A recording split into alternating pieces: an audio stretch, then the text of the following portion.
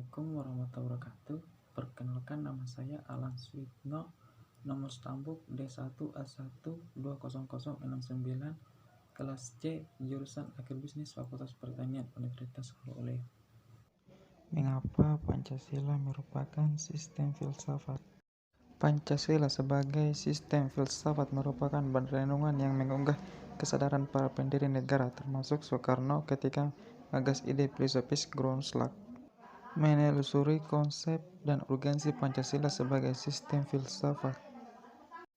Beberapa pengertian filsafat berdasarkan watak dan fungsinya sebagaimana dikemukakan Titus, Smith, dan Nolan sebagai berikut. 1.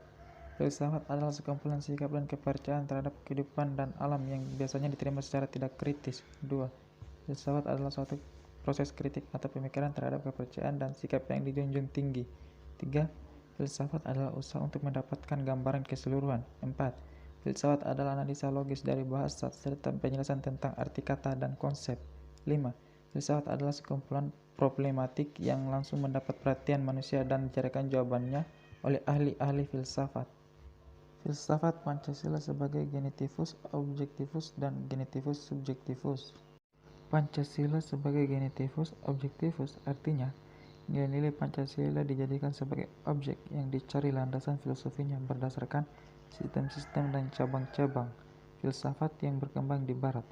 Pancasila sebagai genitivus subjektivus artinya nilai-nilai Pancasila dipergunakan untuk mengkritisi berbagai aliran filsafat yang berkembang, baik untuk menemukan hal-hal yang sesuai dengan nilai-nilai Pancasila maupun untuk melihat nilai-nilai yang tidak sesuai dengan nilai-nilai Pancasila. Selain itu, nilai-nilai Pancasila tidak hanya dipakai dasar bagi pembuatan perundang-undangan, tetapi juga nilai Pancasila harus mampu menjadi orientasi pelaksanaan sistem politik dan dasar bagi pembangunan nasional. 1. Landasan ontologis filsafat Pancasila. Landasan ontologis Pancasila artinya sebuah pemikiran filosofis atas hakikat dan rasional di Trisila Pancasila sebagai dasar filosofis negara Indonesia. 2. Landasan epistemologis filsafat Pancasila. Landasan epistemologis Pancasila artinya nilai-nilai Pancasila digali dari pengalaman empiris bangsa Indonesia, kemudian disintetiskan menjadi sebuah pandangan yang komprehensif tentang kehidupan bermasyarakat, berbangsa, dan bernegara. 3. Landasan aksiologis Pancasila. Landasan aksiologis Pancasila artinya nilai atau kualitas yang terkandung dalam sila-sila Pancasila. Menggali sumber historis, sosiologis, politis tentang Pancasila sebagai sistem filsafat. Sumber historis Pancasila sebagai sistem filsafat.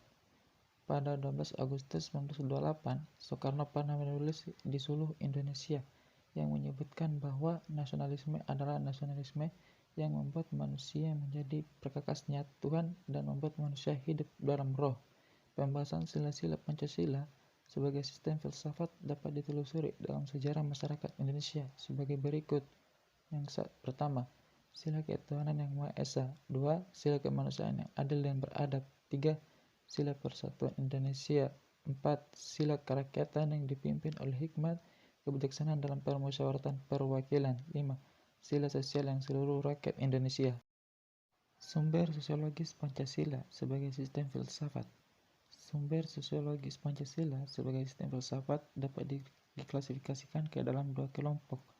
Kelompok pertama, masyarakat awam yang memahami Pancasila sebagai sistem filsafat yang sudah dikenal masyarakat Indonesia dalam bentuk pandangan hidup way of life yang terdapat dalam agama, adat istiadat, dan budaya berbagai suku bangsa Indonesia. Kelompok kedua, masyarakat ilmiah akademis yang memahami Pancasila sebagai sistem filsafat dengan teori-teori yang bersifat akademik.